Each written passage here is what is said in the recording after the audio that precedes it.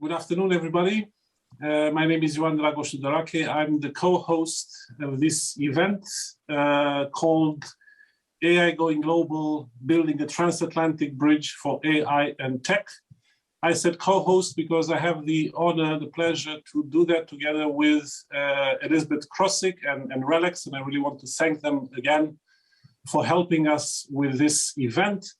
An event which comes in a series of conversations that we've organized over the year and a half that I've chaired the AIDA committee, the special committee of the European Parliament on artificial intelligence, events that focused very much on topical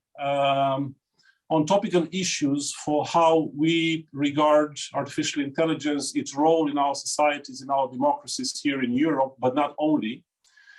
And in all of this conversation, there has always been a commonality, which is that we always somehow gravitated again, around the topic of the transatlantic relationship, the transatlantic alignment between the EU and the US, and how we see the importance of artificial intelligence, the convergence that we need to attain, starting from the assumption that we work with a common understanding of values, with a common understanding of fundamental rights, of the importance of rule of law, with a common understanding of what the model of democracy and what model of democracy we want to promote out there on the world scene. And I say that because, coincidentally, trust me, we didn't plan it that way, but today I'm sure you know something truly important is happening, which is the launch of the Summit of Democracy. A Summit of Democracy which I anticipate in the course of the year that it will take to galvanize ideas, to bring together leaders, political establishment, societies around the common understanding that we have, all of us living in a democratic world. It is going to be a lot also about the role of technology and how artificial intelligence, but not only, how the technological race that we all witness these days is playing a very important role in setting a model, a rule book also for how our democracies will look like in the decades to come. There are other models out there, and it is important to underline that. And I think it's important that we, and this is where we share a common interest, us in the European Union and the US, we share an interest to write these rules according to the values that bring us together. The launch of the Technology and Trade Council in Pittsburgh in September gave that very clear signal, a very clear political signal that we see things in the same way, and that we also endeavor to work together on a common set of objectives, again, building upon the common set of values that I mentioned earlier. I also had the opportunity a couple of weeks ago to lead a delegation of fellow colleagues in our special AI committee, where we met with fellow lawmakers in Congress that are working together in the AI caucus, and we shared ideas, impressions on how we best articulate our visions, our common vision on the evolution of artificial intelligence and the role it plays in our societies, economies. And again, I am convinced that with that commonality, with that common basis of values and that shared understanding, we can achieve those objectives that were set out in Pittsburgh. These are just few of the topics that I'm sure our guests will touch upon today. But first and foremost, before I hand over to Elizabeth for her part of the intro, I will introduce Congressman Don Beyer, who will give us the keynote speech in a few minutes' time, welcoming him to this event and thanking him very much for attending this conversation. So Congressman Beyer will get to you in a few minutes. Now I'll pass on to Elizabeth for her introduction. Thank you, Dragos, and thank you once again for allowing us to partner with you in in well, what's a really good series and what I think will be an important and interesting event. So once again, thank you. And thank you, Congressman, for your time. And actually, thanks to all our wonderful panelists. I'm looking forward to getting going. I am Elizabeth Crossick. I head up the EU Government Affairs for RELX, and I'm also the global policy lead on AI. And just for those in the audience or those participating who don't know very much about RELX, I just wanted to share a couple of words about who we are and what we do.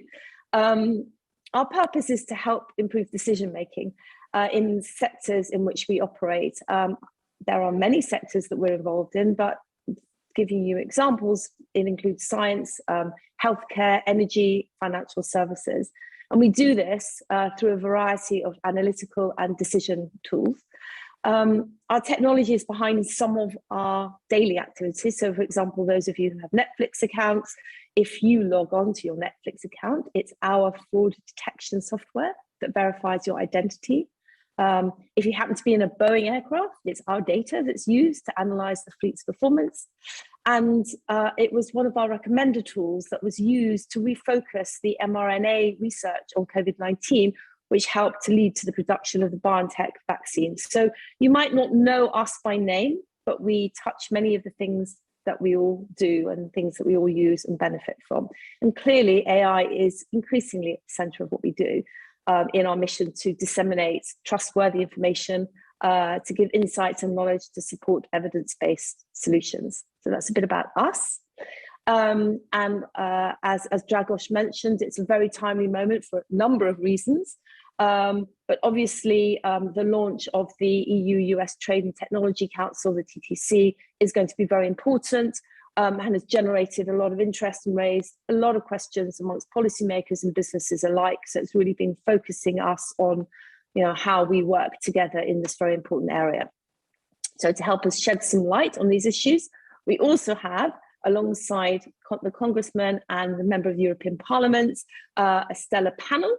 And if I can introduce, and perhaps you could wave, we have Juha Heikkilä from the AI, who is an AI expert in DG Connect, which is part of the European Commission. We have Paula Goldman, who is Chief Ethical and Humane Use Officer from Salesforce. And we have Pippa Scarlett, who's Head of Government Affairs for RELX. So a great team. Each of them have roles and responsibilities in developing and implementing AI. So I am not going to spend time going through their bios. I think we want to hear from them. And I'll let them talk about their background during their contributions. So over the next just under 90 minutes, we're going to have our keynote speech from Representative Beyer. And then we're going to have a panel discussion in which you, as the audience, are invited to join in. There's a Q&A button. Well, everyone knows how to do this now, but pop your question in the Q&A and we will endeavour to answer it. And then we will go back to you, Dragos, if that's okay, for closing remarks. Okay, in that case, I will hand over to you, Representative Beyer, to hear more about AI from your side of the pond. Thank you. Elizabeth, thank you so much. And Elizabeth, thank you, RELX, for this invitation. And Dragos, it's wonderful to be with you. Thank you for your leadership of the European Parliament. It's really, really exciting. And I'm glad to be on here with Paula and Pippa and Juha. Really important stuff.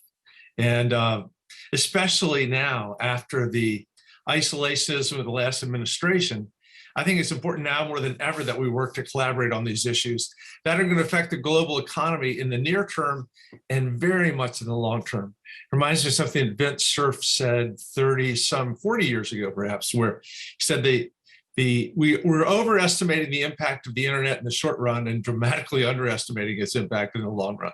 I think the same is true with AI. But I'm an optimist. I think the possibilities of artificial intelligence and the associated technology are almost endless.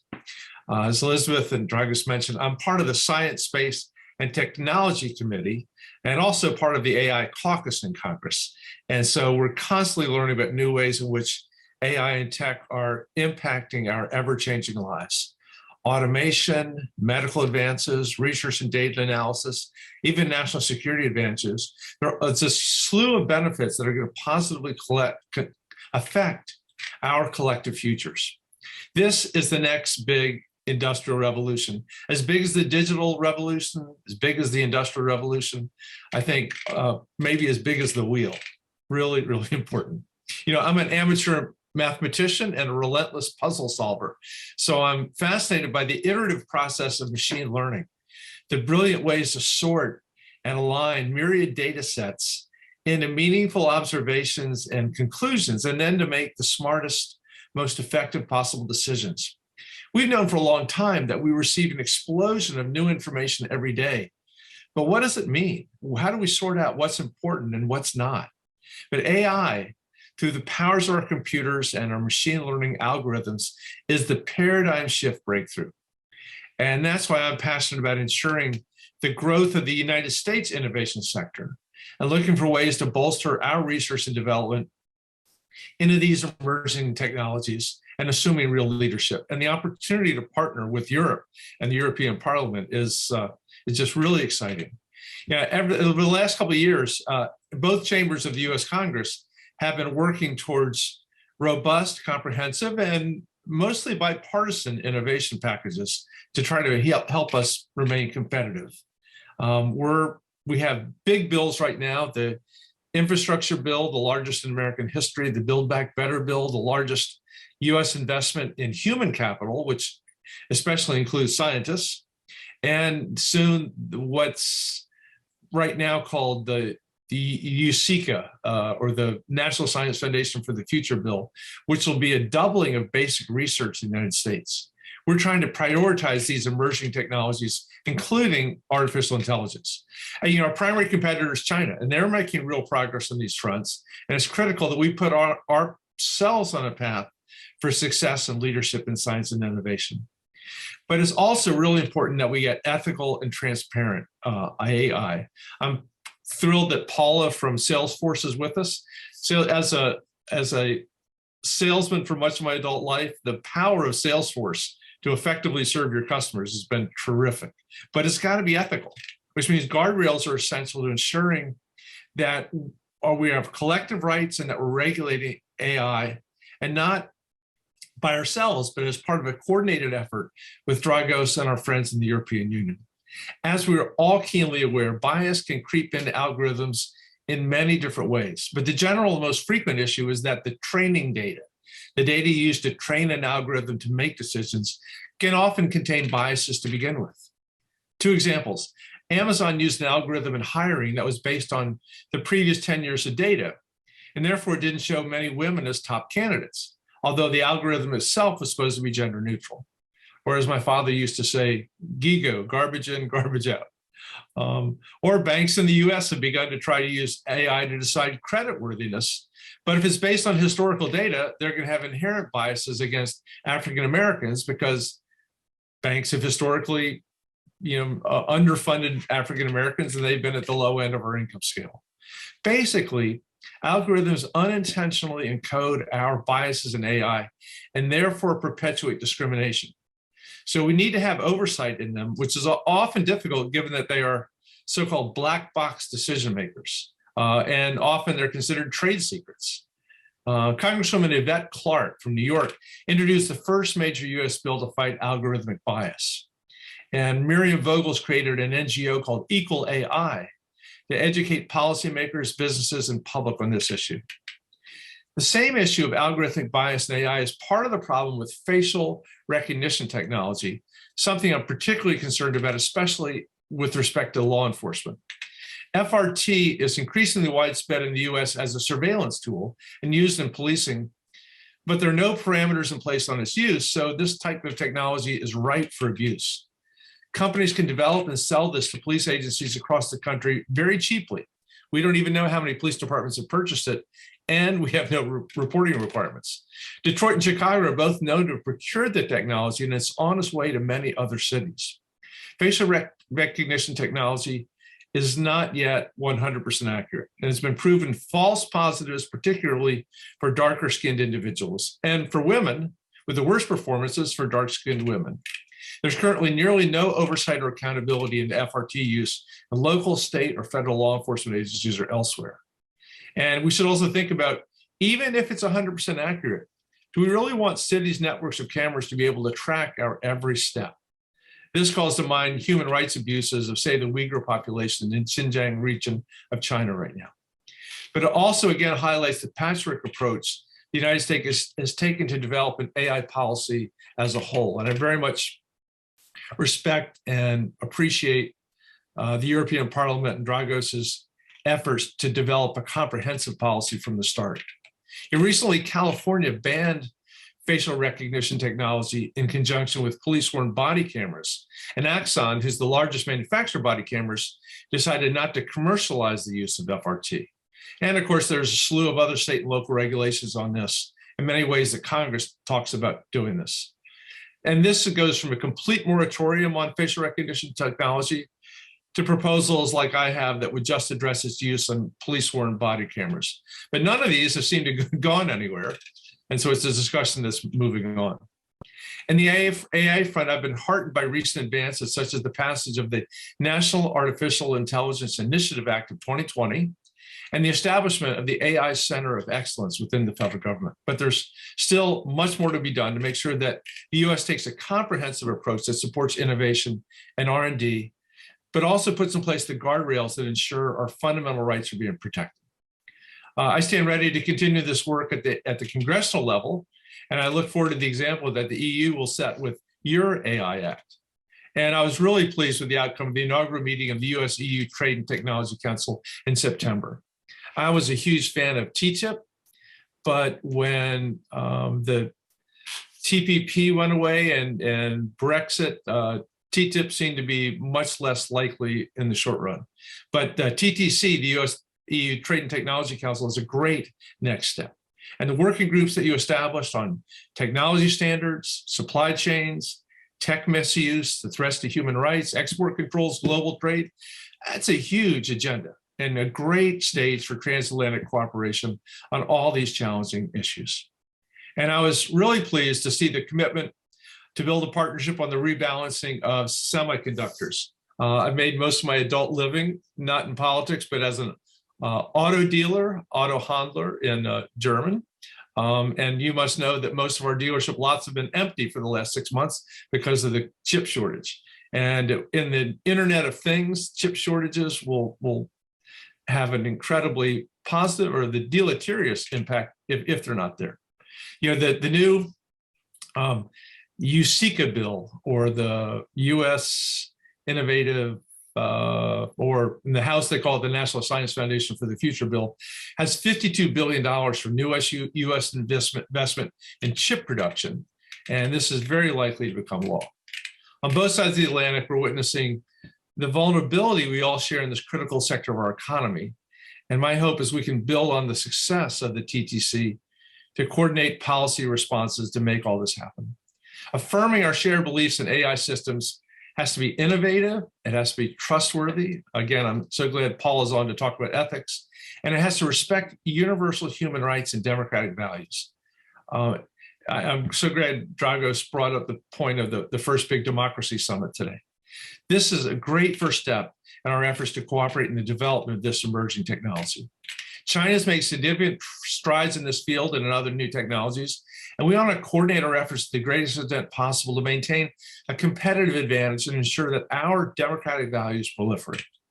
Well, the summit was a great step towards building that broader transatlantic relationship, and it's an excellent template. And that's why I'm excited to be here with you this morning. I look forward to listening to Pippa and Juha and Paula talk about how we can effectively work through the EU-US trade and technology to get the cooperation, the dialogue, the development of AI. Again, I can't stress enough how different our world can be in 10 years and 50 years and 100 years because of AI and machine learning. I end up reading lots of books about the Terminator vision of AI, where it takes over our lives. I don't believe it's all that likely, but it would be exciting to think that that's actually a real discussion when AI is making other really important changes in how we move forward. Just the ability to take all that information and make the best decisions because we're using machine learning to help us is very, very exciting. And if the US and the EU can do it together, what a contribution we'll make to the rest of mankind. So thank you again for inviting me to participate. I look forward to the panel discussion. Thanks, Elizabeth. Thanks, Dragos. Congressman, thank you. And Dragos, I don't know if you'd like to maybe come in and make a couple of comments. What really does what surprises me and gladdens me is that actually that could be made from a member of European Parliament. I mean, the way you speak and the similarities that we actually have and the way we view things, well, maybe that bridge is already built. Maybe there's light at the end of the bridge. Is that the right expression? But anyway, Dragos, maybe you'd like to make a couple of comments. Yes, thank you, Elizabeth, and again, Congressman Beyer, many thanks for your introductory remarks, for your keynote speech. As you say, Elizabeth, and I'm not surprised, in fact, because I had this surprise already a year ago. When I first reached out to the AI caucus in Congress and spoke for the first time with a representative of that caucus, I expected that they will start from more or less a common ground, but I didn't expect that they would actually be looking at things precisely with the same lenses. Everything that the congressman has spoken about, biases, data quality, how we look at facial recognition in the hands of law enforcement, also the various approaches to legislation in the states, in the various states of the US on privacy. So all of these things are matters that we have also looked into here in European Parliament. We've spent the last year and a half in the special committee looking very much at how artificial intelligence impacts every sector of economy, every sector of society, politics, democracy.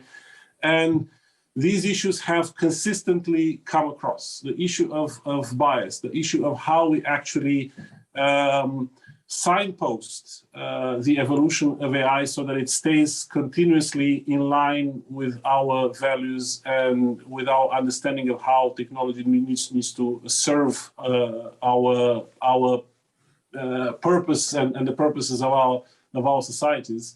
These are things that we have looked into as well. And I think since the start of the TTC, and with the fact that AI has been put up there on the pedestal of key objectives to be achieved under the TTC, the fact that the working groups in the TTC are, as we speak, preparing common standards and working on common projects, common studies, which are also very much focusing on things that are common on both sides of the Atlantic. For example, the impact of AI on the workforce, a very topical conversation in the US, just as well it is very important here in the EU. So again, all of these are signals that we are dealing with this challenge and opportunity of AI with this new industrial revolution, as Congressman Beyer rightly called it.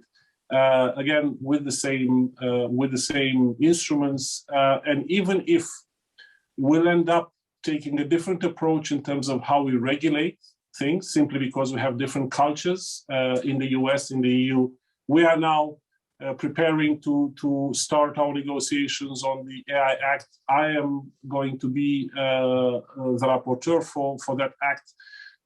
I spoke to fellow lawmakers in up on the Hill earlier in November. I know that there is no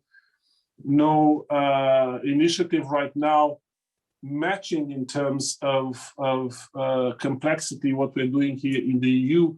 But honestly, I'm not at all discouraged by that, because again, on one hand, we work with the same fundamentals, and I think that's very important, which is how, again, we understand society, how we understand democracy, how we understand fundamental rights, how we understand our values. That's common.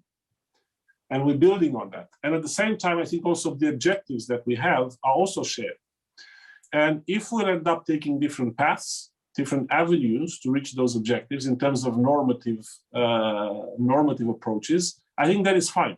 Again, as long as we'll reach together those objectives. And also, we do this common work along the way, working on standards, working on common projects, and also giving our citizens a very clear indication that we are working for their interest, they're working for common good, and also that they're putting something concrete on the table. I think that's also very important to go past the rhetoric and show that we are capable, EU, US, and EU together, to develop common projects on these key technologies that are so important for our future. So again, I'm very encouraged. I'm not surprised that I've been encouraged like this for the last year.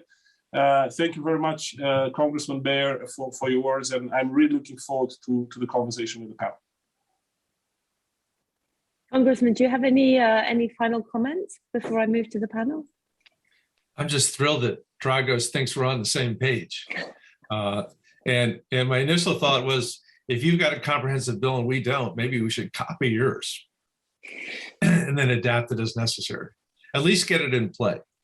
I don't know how slowly things move in the European Parliament. They move really slowly on Capitol Hill. So the sooner we get it in place, the better. Music to all our ears, I think.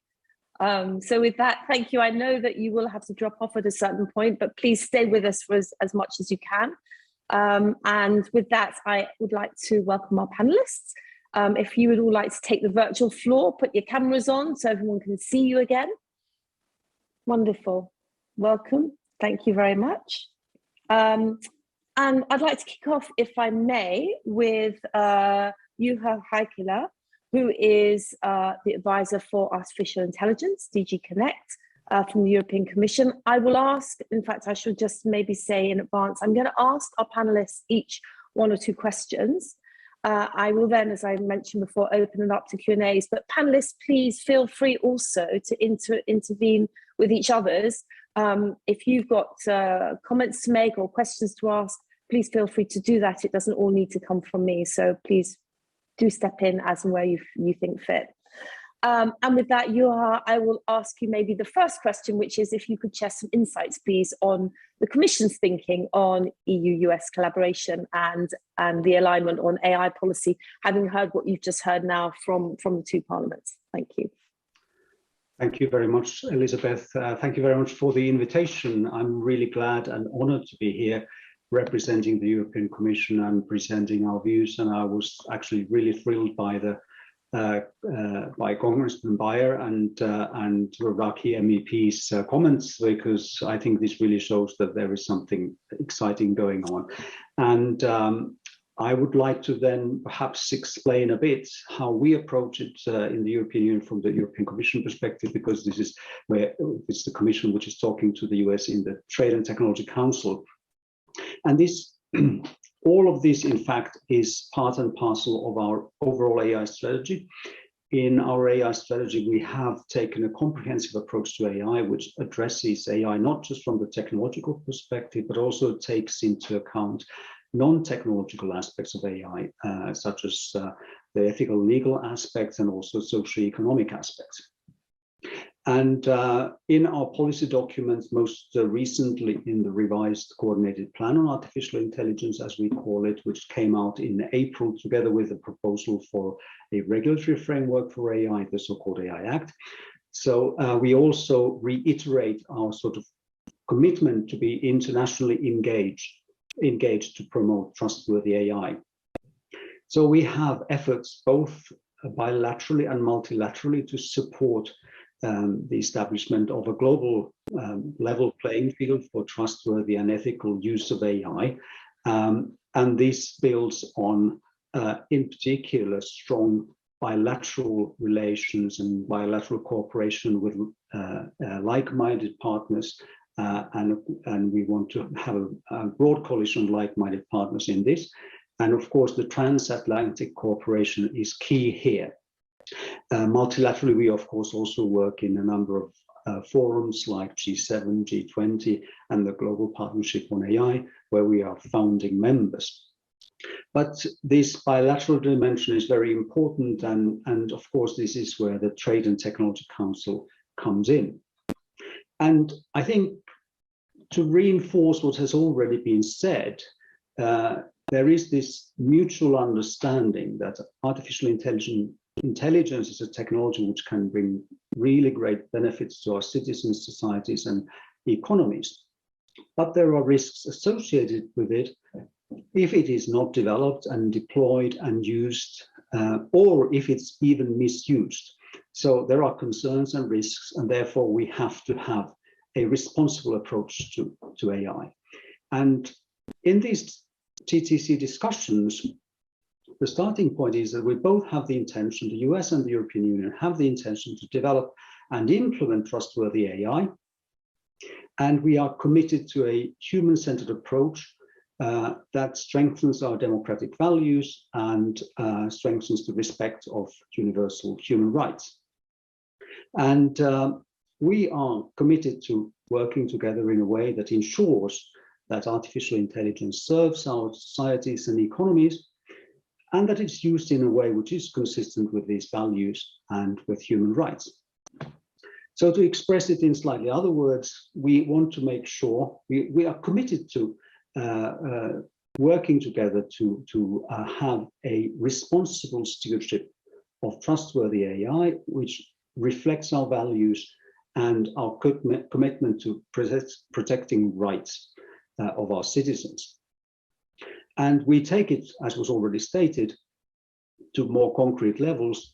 So we also want to have research-based methods to advance trustworthy approaches to artificial intelligence. And we have, in fact, defined 4 working areas which we will be developing. And this work has started, of course, as was stated by the Congressman. This is actually a huge agenda overall, TTC, but alone the artificial intelligence part of it is quite significant. And in those 4 working areas, there will be then more concrete issues discussed. And those have been all identified in the Pittsburgh Declaration, which you will be familiar with, but that we're dealing with a common understanding of principles that underlie trustworthy AI. We want to work on evaluation and measurement tools for trustworthy AI. We are looking into potential projects to explore techniques that will enhance privacy protections, and we will look at also the economic impacts of this technology. So overall, as I stated at the beginning, there is this very strong mutual feeling that we have a lot to gain from this technology, but we have to manage it in a way which is responsible, and we have to make sure that from our perspective, it works in a way that benefits everyone, citizens and businesses, and everyone equally. So it is the model we want to support and the model we want to advocate and promote. And as was stated, it's not necessarily the model everywhere, but it's the right for us because we have the same values. And for us, the European Union, this slots in very well in the overall framework and strategy that we have defined for artificial intelligence, as it was first already published 3.5 years ago. So for us, it is a very logical conclusion or next step, not a conclusion, of the work that we've been doing and we will continue to be doing. So that in a nutshell, from our perspective, the rationale and the background. Thank you. Well, thank you. And you heard the Congressman say, well, they haven't got any legislation in pipeline, so perhaps they should just cut and paste the AI regulation. What's your thoughts on that? Well, it's of course flattering to hear that. Indeed, one thing that we have observed on the EU side of things is that gradually in the US, there have been different initiatives, and I'm talking about the state level in particular. This was also mentioned by the Congressman. So in California, Maine, and other states, there are efforts and there is legislation in place, notably concerning facial recognition. And of course, as you will know, biometric identification is one of those high-risk areas which has been identified in the proposal for a regulatory framework, and also biometric identification in public places for law enforcement purposes is, from our perspective, one of those categories of AI use which has been banned.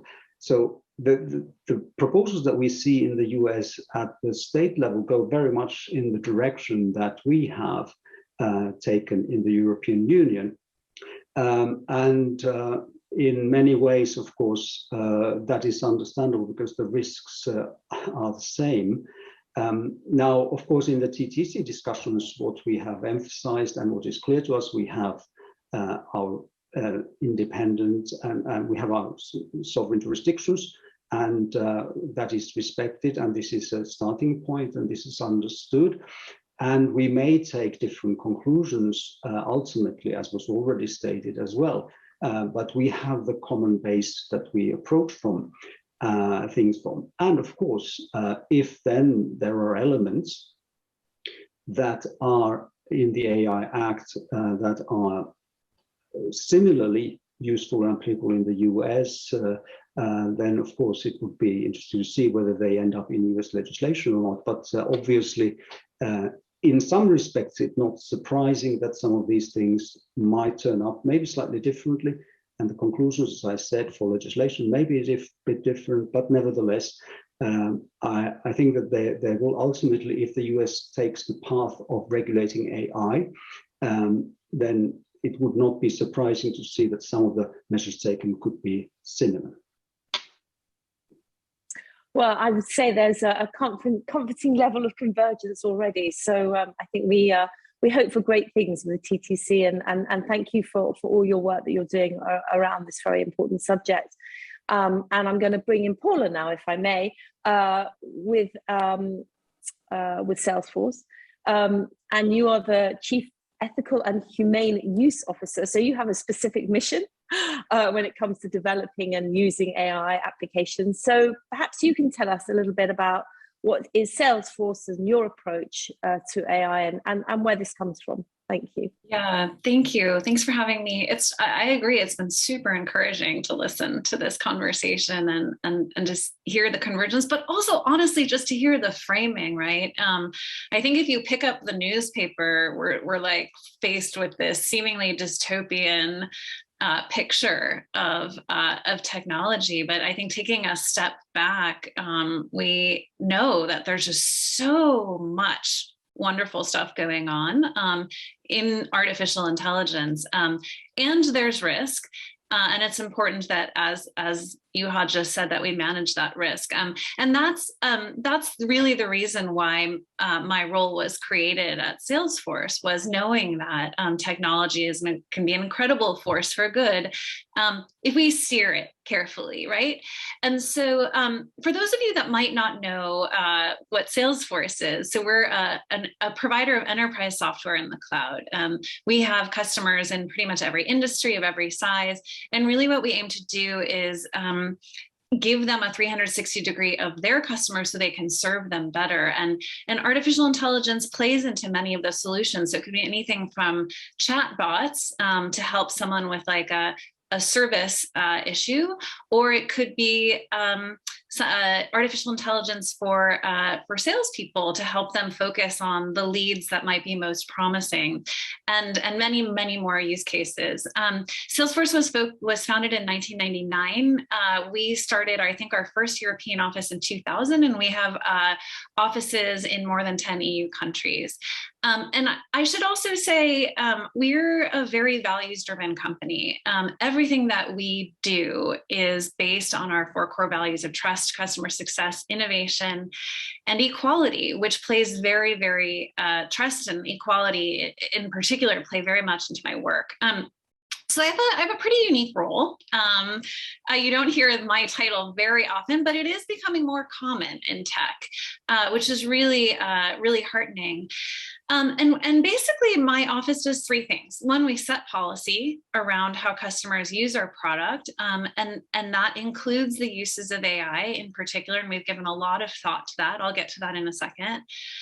Second, we work with our product and engineering teams as they're designing products to make sure that we're really thinking about the consequences of those products at scale, and sort of designing, in many cases, the sort of safeguards into those products that helps our customers use our products responsibly. And then finally, I also oversee our product accessibility, which is, making sure our products are accessible to people with disabilities. But increasingly, AI has a very important role in that as well. Just to give you an example of how that plays out in practice. So, for example, on policy. very often, and I should say, we employ a multi-stakeholder approach to how we make these decisions. We know that just as we hear these democratic processes taking part around regulation of AI, that even as we're designing and creating technology and creating our own policies, that we don't have all the answers, that we need to be deeply in conversation with experts and civil society groups, with communities that have a stake in these decisions. And so we have a very deep multi-stakeholder process that we use for these decisions. But just one small example of it, very early on when we introduced our bots product, we put a little notation in our acceptable use policy that says, you need to, if you're going to use a bot product, essentially, you have to use it in a way that doesn't deceive the end user into thinking that they're interacting with a human being. They have to know they're interacting with a bot, right? We've seen some missteps. We had seen some missteps in the industry and was like, no, we can't, we need to safeguard against that, right? Similarly, in terms of technological development, so I was saying we work very closely with our product teams. We introduced a sort of model, an AI model builder, a generic AI model builder, so that our customers could build models on what and sort of customize them to their own needs. But we recognized that that people might need little guardrails or little suggestions for how to do so responsibly and to avoid issues of bias that have been brought up in this conversation, right? So let's say that someone's building a model using Salesforce and they decide, for example, that they want to exclude race as a variable because they don't want to, they might imagine that it might introduce bias into a decision, right? And there's many places where that would be quite an issue. Well, we have built a feature called sensitive fields, which enables and kind of gives a little warning signal to the people that are building these models to say, for example, hey, you've said you want to exclude race as a variable here. Well, you have zip code or postal code, which in many cases can be correlated with race. Do you want to also exclude? This is a sensitive field. Do you want to exclude it from your model, right? So I'm giving you these very specific examples, but it's often these nudges, these guardrails that sort of say, hey, there are some risk zones. And if we're aware of those risk zones, then we steer this technology to its best and most positive purpose. And that's really how I see my mission at Salesforce. And I should say, I also see my mission at Salesforce as working with other companies and other civil society groups, because this is it's a community of practice. And we hope that when we share insights and we learn from other companies and other nonprofits and governments that, that all boats rise together. Thank you, Paula. And it's interesting, just as we see synergies with what the Congressman was saying and what Dragos says, I hear echoes of the way RELX thinks about this subject in what you say. So I find it very interesting that we're seeing convergence there as well. And the idea of learning from one another is makes a lot of sense. And actually, one of the things that did come to mind is you talked about you being involved in, at the beginning with the teams who were designing the technology. And I just wondered how important you felt that these kind of interdisciplinary and diverse teams were in helping to draw out where the problems might be, and you pulled out an example of proxies, for example. But I wonder how important you think it is having that type of team, and actually whether you can give us another example of where you think that having that team has made a difference. Oh, yeah, absolutely. Well, I mean, I mentioned at the outset that equality is a core value at Salesforce. And the decisions really are, just as the data is kind of a byproduct of human decision making, right? And that needs to be looked at carefully, and models need to be looked at carefully, how they design, but also the decisions themselves are a byproduct of who are making these decisions, right? And so the representativeness, the sort of inclusion of folks from many different backgrounds as we think about building our overall teams at Salesforce is deeply important. recognition. And also the kind of interdisciplinary nature of bringing in perspectives that, so we've got, obviously, as a technology company, we've got engineers and designers and product managers and whatnot, but also I'm an anthropologist. We're bringing in folks with, diverse, also disciplines that, to come in and think about it from different perspectives as well, right? And I would say that approach has made an enormous difference. I think all of the examples that I've already given you are good ones, but we've talked about facial recognition.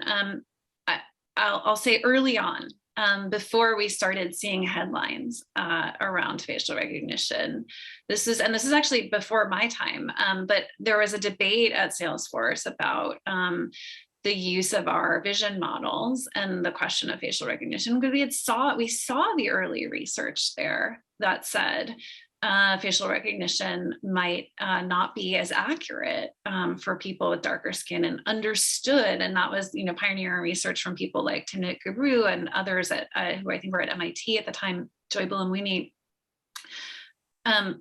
We understood that could have some very very serious consequences, particularly in a criminal justice setting, right? And then thinking about it as well from what were our business objectives and whatnot, we ended up making the decision early on not to offer facial recognition technology. There are very valid uses of facial recognition technology. I use it to unlock my phone, right? So there's not meant to be, an absolute take on this stuff, but really more to say, we need to think very, very carefully about the consequences of this technology.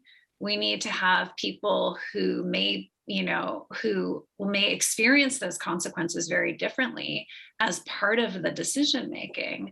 And that's why the sort of going and asking and talking to, we have an ethical use advisory council that has civil society representatives, academics from many different disciplines.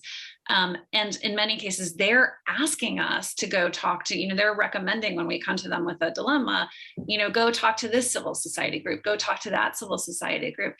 And it's that kind of iterative conversation that really gets us to the strongest decisions. Yeah, that makes sense. Thank you. I'm going to bring in Pippa now, if I may.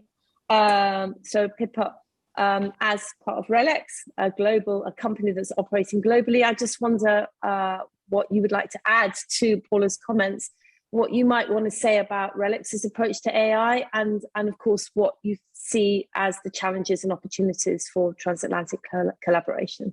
Over to you. Thank you so much, Elizabeth. Can you hear me all right?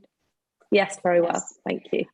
Thank you, Elizabeth, and thank you so much for the opportunity for us to gather today. I appreciate very much the Congressman's comments, and of course, Member of Parliament Tudorache's comments, and great to be with you, Juha, and Paula as well. So as Elizabeth said, my name is Philippa, or Pippa Scarlett, and I recently joined RELX as heading up our global government affairs and policy function. And I come to this, I'll just share by way of background before I answer your question so you know where I'm coming from. I've spent most of my life in the law up until now, my professional life, as a law clerk to US judges, including at the US Supreme Court, as a litigator in private practice, and at the US Department of Justice, and as a policy advocate and advisor in the Obama-Biden White House, and then working in technology. So that's where I come from, and I'm particularly excited as an American, you can hear my accent, but also working for RELX, which is headquartered in the United Kingdom, but with a global reach in over 180 countries, and with its largest presence in the United States. So I feel transatlantic and global at the same time. And so I feel particularly excited to participate for wearing that hat as well.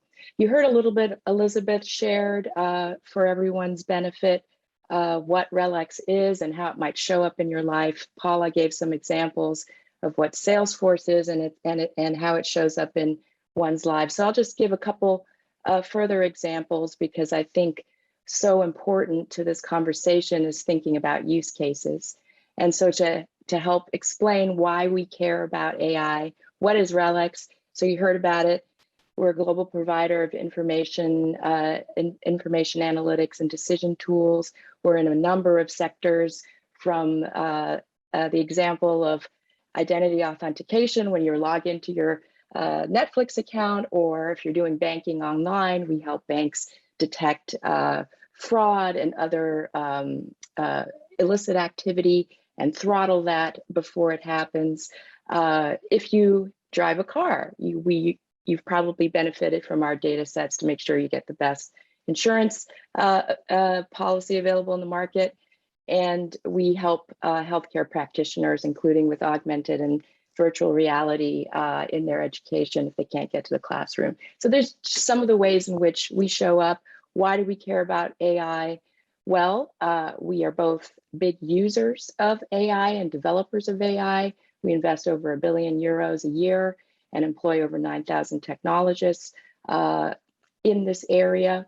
And as I mentioned, we have customers around the globe. And so the idea and recognizing that AI is a strategic technology, and this is to your question, Elizabeth, how do we think about it? We see it as a strategic technology, but with global development and application. And so we need the dialogue to have a common understanding of what AI is and what AI is not. And I think similarly to, as Paula has mentioned and the representatives have spoken about, we too believe that AI at its best is anchored in a human-centric, ethically designed and respectful of universal human rights, and driven, hopefully, in its application for improving lives of human beings and protecting the planet. That's its best case, and that's what we strive to do. And I think the importance of collaboration and dialogue on understanding what AI is and mitigating the opportunities for its misuse is particularly important as a category of emerging technologies. I think by definition, it's cutting edge and dynamic, not static. And so often legislation can show up too slowly. And therefore, I think that presents the great both challenge and opportunity for us, and in the similar line that Paula was talking about, of participating in international dialogue with elected officials, civil society, and other important stakeholders, so we can think about the use cases and mitigate and seek to avoid collectively outcomes that are harmful to human beings and to the planet. So I think that's the opportunity and the challenge. And I think we start from an open mind and with humility and working together. So I think that's our approach, and that's why we care. And that's why I'm an enthusiastic and excited participant in this type of dialogue.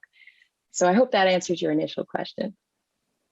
Yeah, thank you. And I think you won't be disappointed if I were to say that making legislation takes time, and technology tends to go faster than the legislation that's there to kind of put it in its guardrails.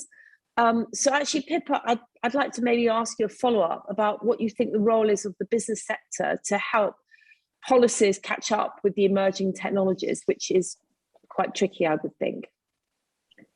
100%. So I think first and foremost, we have to start with the position, which I hold dearly, and I think our company does as well, that businesses have a responsibility not to wait for legislation to act ethically or responsibly and in a manner that's respectful of universal human rights. Full stop. So we must do that as a business. We're closer to the technology, we're developing it. We are, in the way that Paula described, thinking in consultation with many groups. So we're not in an echo chamber and can anticipate various uses and misuses and design in it ways to mitigate those or avoid them in the first instance. So I think we have that responsibility to act in that way, no matter the state of legislation, and particularly in such a dynamic field. So that's the first place to start. But I think, you know, our aperture is not the same as governments thinking with all of the applications. And so we are partners, ideally, businesses are, in consultation with policymakers, as well as other groups, civil society being a very important stakeholder, to share our voice and work in tandem so that contemplated legislation is well grounded and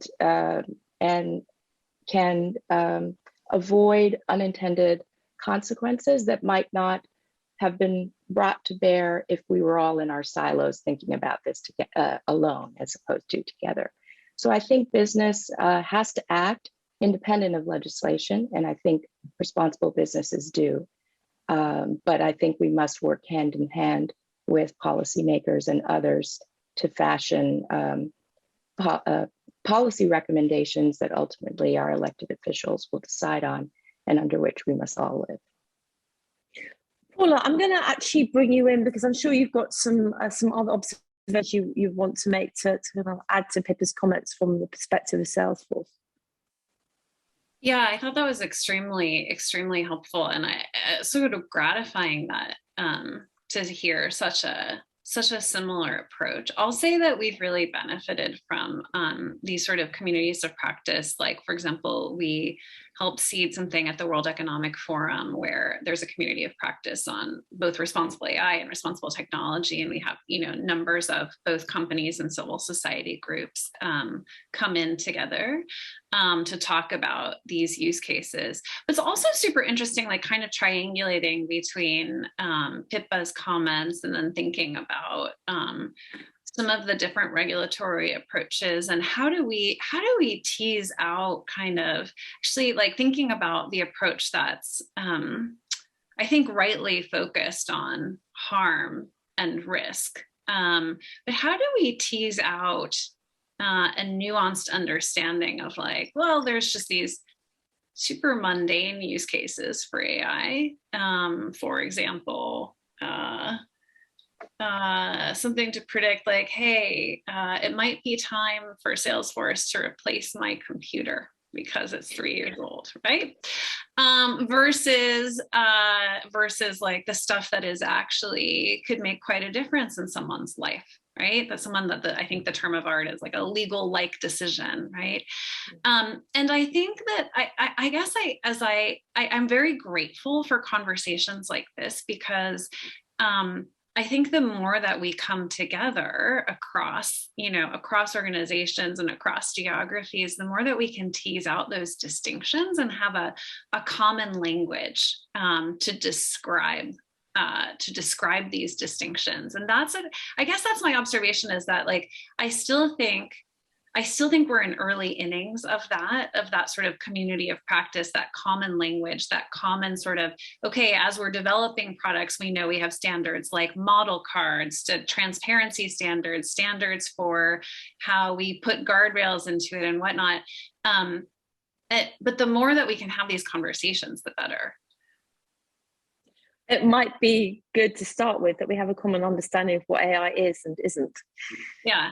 Absolutely. Right. Which is one of the very, very tricky issues for regulators indeed. Right. So, yes. Juha, I'm going to come to you now because you've heard from two companies what they think they can do. What do you want to hear from companies and how do you think we can help? So I think that was actually quite well put already, of course, from the companies on the one hand, but also from the developers of AI, so the research community, the innovators. What, of course, we learn and what we get to hear from them is what are the issues, what are the difficulties, what is the everyday practice out there in the field, because the reality out there is often messier than the abstract world that we think about. And in that sense, it's this kind of feedback on the issues. I think Pippa put it very well, stating the kind of things that are, to make sure that things are doable and to see what is, there are, I don't remember the exact phrasing she used. I think unintended consequences was what she said, and this is something that obviously is more obvious to people who work in the field, who develop this technology or use the technology, and this is obviously why we also listen to companies, we listen to developers and providers of AI technology. That's also one of the reasons why we had a broad-based consultation when we launched this whole legislative process. So you will remember that last year in February in 2020, we published the white paper, and we had a consultation going on for months, and we got well over 1,200 contributions to that consultation from different kinds of organizations and individuals. So from businesses, from civil society organizations, etc. So this is of course very valuable input, and that sort of fed into our thinking, and that is very important indeed. If I may, I'd also like to comment on what Paula said about understanding what are the issues at stake. So in fact, one of the sort of work areas that we have in the TTC discussions with the US is developing evaluation measurement tools for trustworthy AI. And this is work that is carried out with NIST, the National Institute of Standards and Technology. And in fact, these are the kinds of questions that crop up there. So understanding what we refer to when we refer to something, what is bias, for example, and measuring, evaluating that. Now, of course, in our case, in the European Union, we have defined what is high risk, is certain uses of AI. Then it's for the US to decide what they want to do, how they want to do it. However, both of us have indeed identified a risk-based approach as the appropriate approach, the right approach to AI legislation and policy measures. So this is also stated in the Pittsburgh Declaration. So indeed, these kinds of questions, they are tricky questions, but these are the kinds of questions that we also want to tackle as part of this work. I suppose that leads me to ask maybe two, or to make a comment and a follow-up question. I suppose the follow-up question is, and in those discussions within the committees or the subcommittees of TTC, how can business best help to inform those discussions? How can we share use cases? Because I think that's probably quite useful. And to your comment about the consultation process, which indeed was long and big and deep, and we were proud to be able to give our position in that discussion. But I wonder if you had thought about kind of feedback loops. We talk about feedback loops with AI processes, but also feedback loops in legislative process, because things move on, and of course that consultation will have moved on, or we will have moved on in our thinking by the time the regulation comes into being. So I'm wondering if you've thought about that type of feedback loop for regulation, as well as the way we're thinking about it for AI. So that's at least two questions. So as regards the TTC itself, so stakeholder engagement is one of the things that we are discussing that has not been defined yet. You have to remember that this is still a relatively young process. We started at the beginning of late summer, beginning of the autumn, and of course, just to get organized, that takes some time. And but stakeholder engagement is something that we will be dealing with.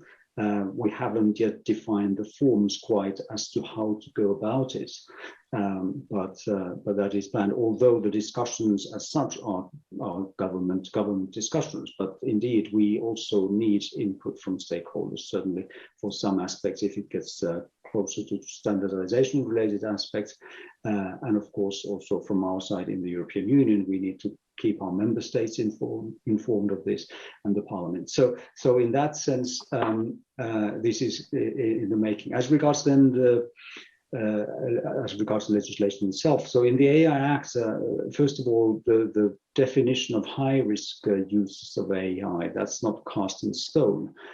So the idea is to be able to revise that list of uses of AI which are considered to be high risk. And in fact, there is also the idea of an AI board, which would be made up of experts then to have a look at the developments in the field and then to propose changes to that and so that it can be kept as up to date as possible, because this is obviously a problem in this field. And even if things are moving fast, we don't think that that should be used as an excuse not to do anything. Yeah, that's for sure. So as questions start coming in from the audience, actually, can I just ask if you're asking a question, could you please put your name and company in, just to make sure we know who you are and where you come from? That would be very helpful. But I actually, I'm going to put another question to you all, because I feel that we talked about US, we've talked about EU, but we haven't talked about participation beyond. And so I'm wondering, as we talk about setting international standards, how realistic it is to do so without the participation of other countries. And obviously I'm thinking of China in particular, but other countries as well. Can we do that alone? Please feel free to jump in and answer, any of my dear panelists. And Dragos, I know you're very shy, but you are very welcome to join in and to put your camera on if you wish. Thank you. Who would like to take that question? Sorry, will you please repeat that question? Because I was spaced out in my telephone for a couple of seconds. No problem. But just talking about international standard setting, you know, we're here, you're talking about building the bridge, USEU, but the world is bigger. China, I'm thinking of China particularly. If you don't have participation of countries like China in setting international standards, how effective will they be? Well, but that's precisely why this work that is being now done under the auspices of the TTC is so important. Because in fact, what we've seen over the past couple of years is in fact a dominance in many of the conversations in the multilateral fora that are setting standards, a growing influence of China and China's satellites in actually forcing their own vision, their own worldview as to how those standards should look like.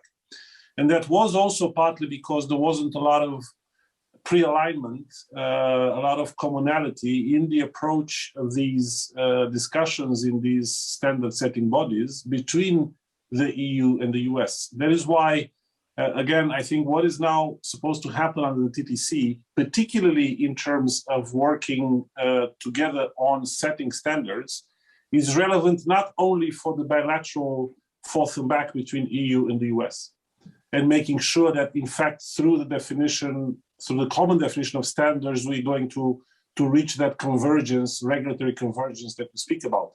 It is, I would dare say, almost even more relevant, because it will help us to go with a common voice and develop a common strategy in these international settings. In these fora where world standards are being developed and set, because again, that is when we will be able to basically put our mark, put our own vision as to how these technologies should develop. So this is very, very important work. What's also interesting, speaking of you in the US and also differences and commonalities, we look at standards a bit, again, through our own specific lenses. The US through NIST is very much building them bottom up. It is building them together with business. It is building them as a voluntary framework, basically. And then us on the EU side, we tend to do it a bit more top-down. I think, again, out of this difference, there needs to be that common sweet spot that I'm hoping that we will actually achieve through these discussions, through these negotiations under the TTC, to, in a way, learn the best of both worlds. I think we as Europeans stand to gain and learn from how the American standard-setting bodies, let's call it this way, like NIST, is working hand in hand with the industry, which is something that I think we in Europe need to learn to do more. But I think also we can bring in our European perspective as to how we regulate things ourselves here, because we're also first movers and I think the experiences that we're going to get through the negotiations of the Act is going to be an experience that I think also could benefit the EU legislators and regulators, whether it's going to be as Congressman Beyer so elegantly put it, do a cut and paste. I don't think it's going to be that simple, but still, I think again, out of our regulatory experience here in the EU, also our US partners can stand to gain. Would anybody else like to add their comments?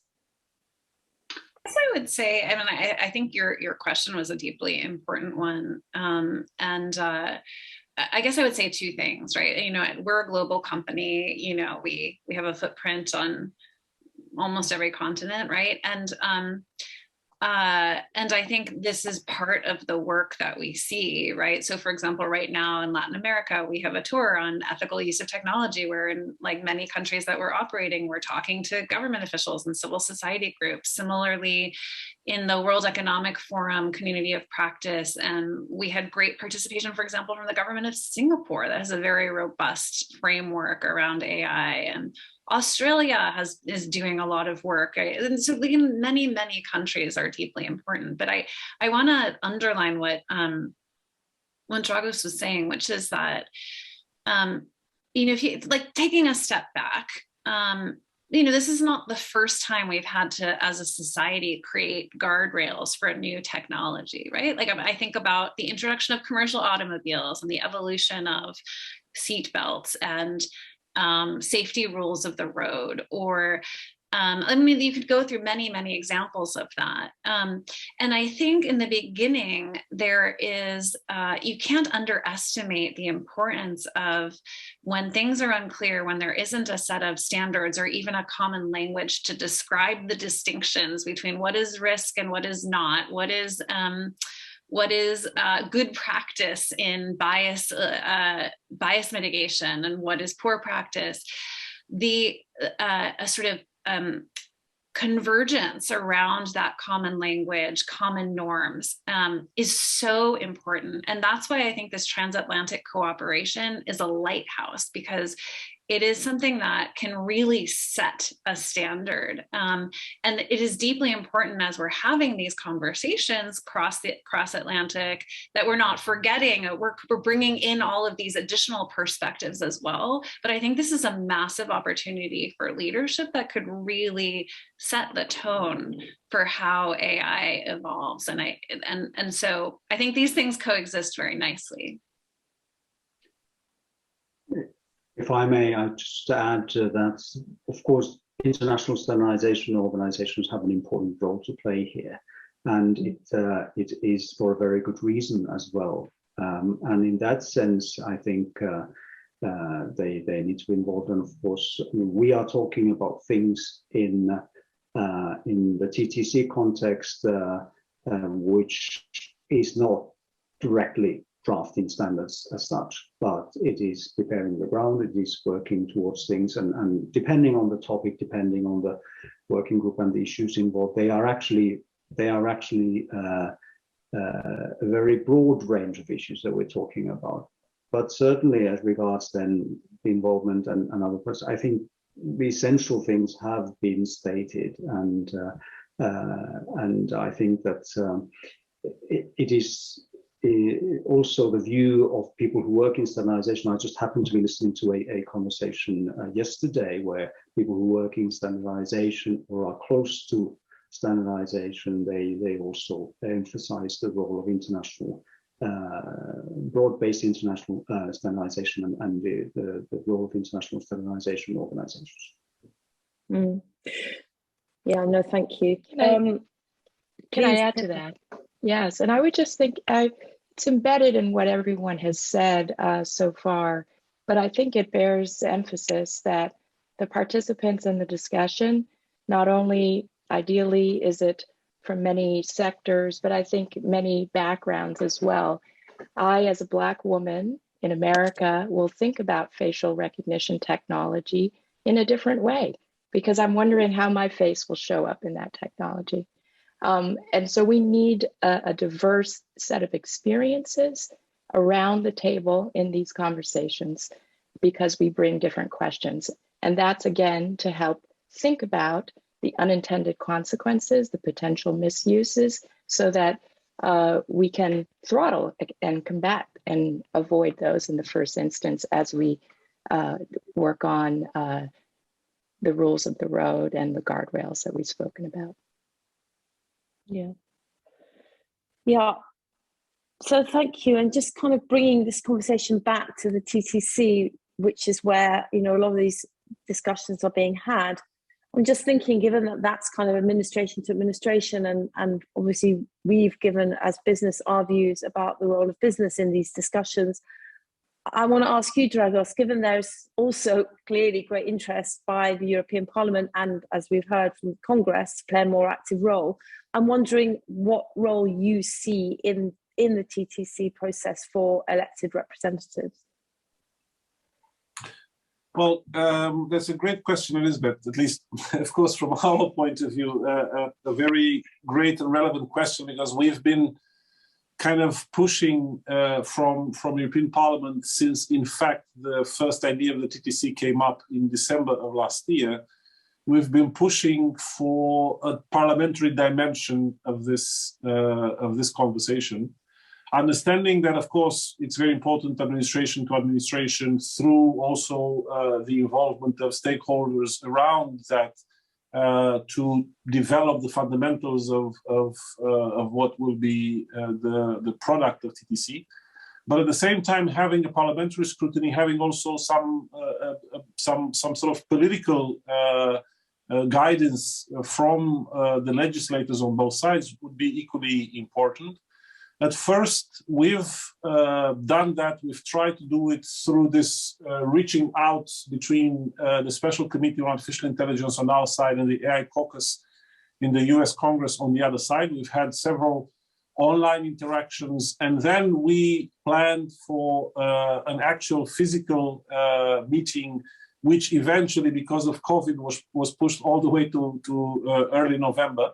So that was actually the first time when we physically met and we could exchange directly views.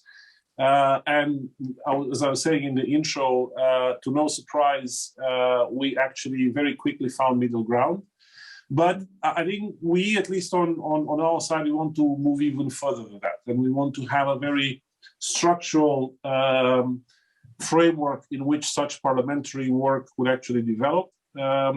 On the European Union side, the European Parliament side, let's put it this way, we have agreed that we will want to have a dedicated subcommittee on the TTC as part of the Transatlantic Legislators Dialogue, which is a formal framework of coordination, cooperation between the US Congress and the European Parliament.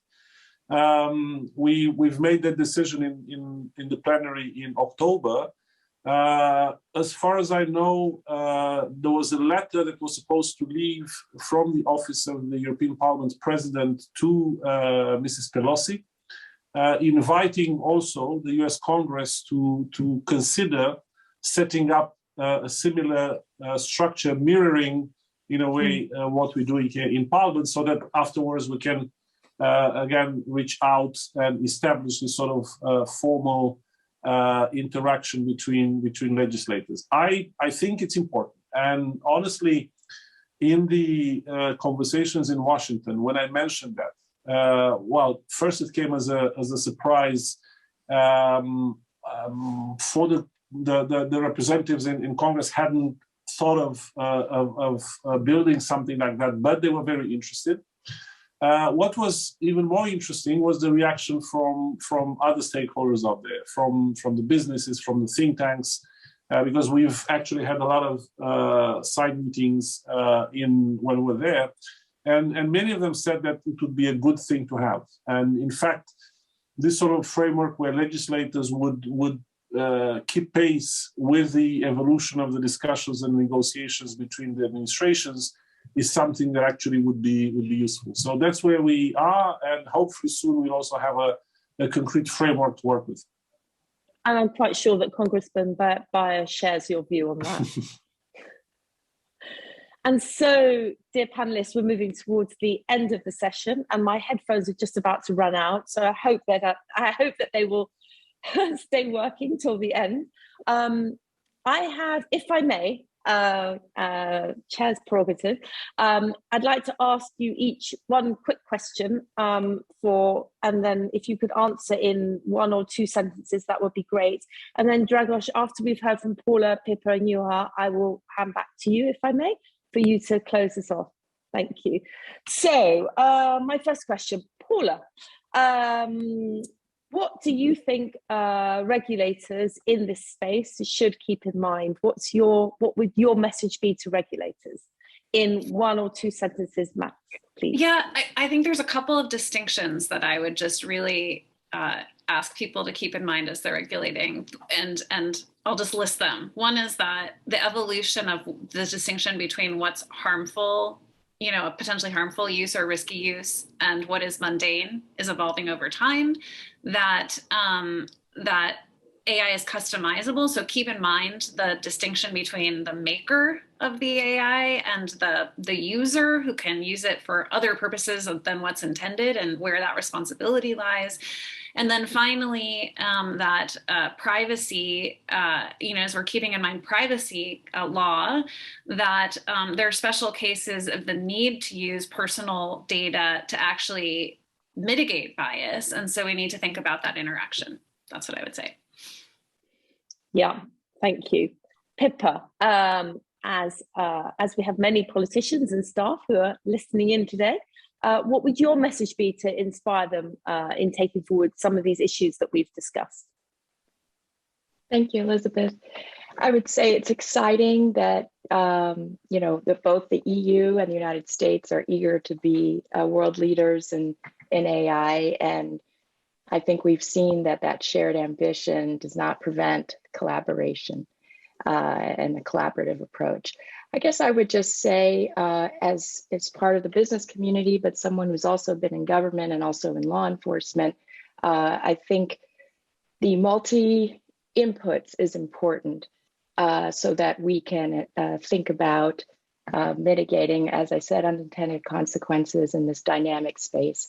And I think that requires bringing humility and an open mind and a sense of urgency.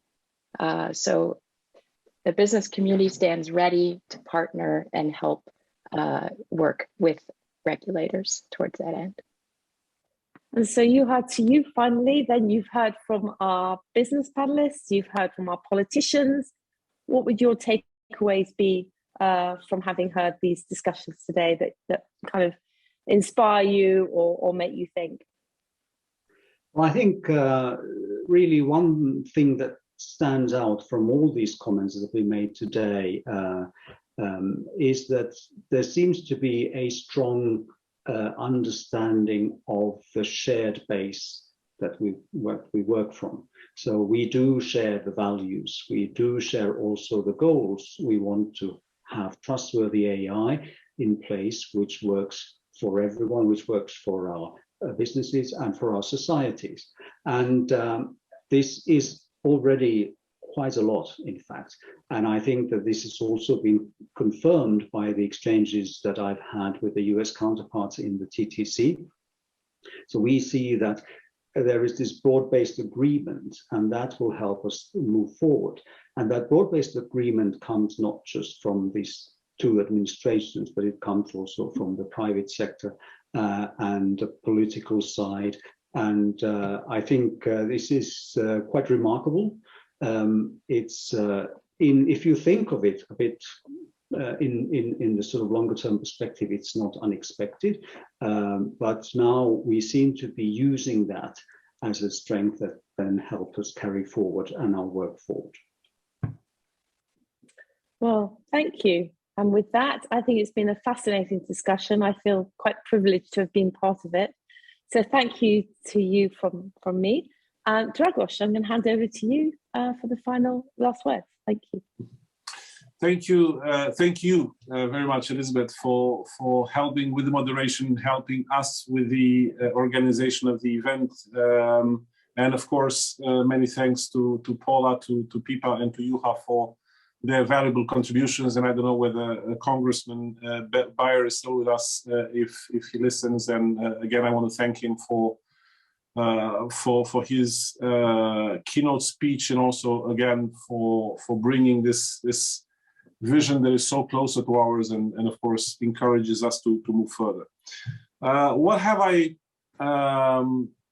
taken away with me from this conversation? I think we started with the idea of shared fundamentals, shared objectives, and I think that's something that needs to remain with us. Because again, we do look at the impact of AI in the same way. We do understand the concerns and the opportunities in the same way, and we also have a similar understanding of how much AI is becoming the driver of geopolitics, both for us here in Europe as well as for the US side. And again, there is enough to give us the basis for working together, and the TTC does that. The second thing is regulation.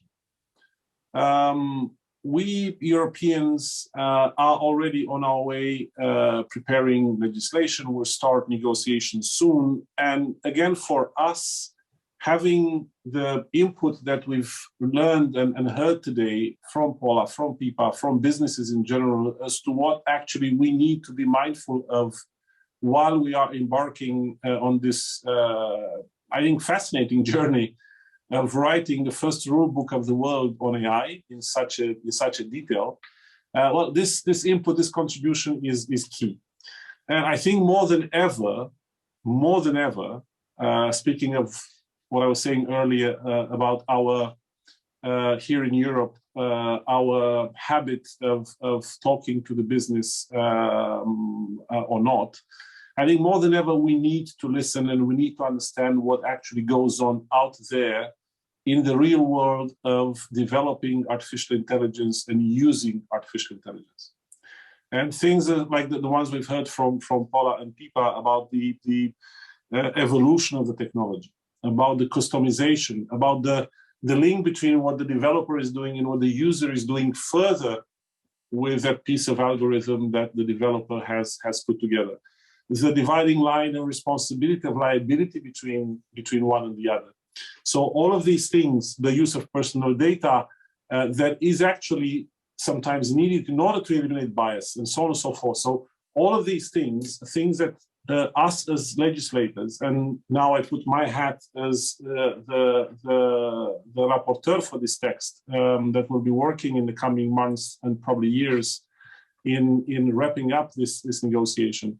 We will need to be, again, to pay a lot of attention to that, to listen as much as we can to the voices of stakeholders around us to make sure that we get this right. It is so important if we want, again, to be first movers with a real potential effect of influencing the whole global scene in terms of the rules for AI. It is essential that we do it properly.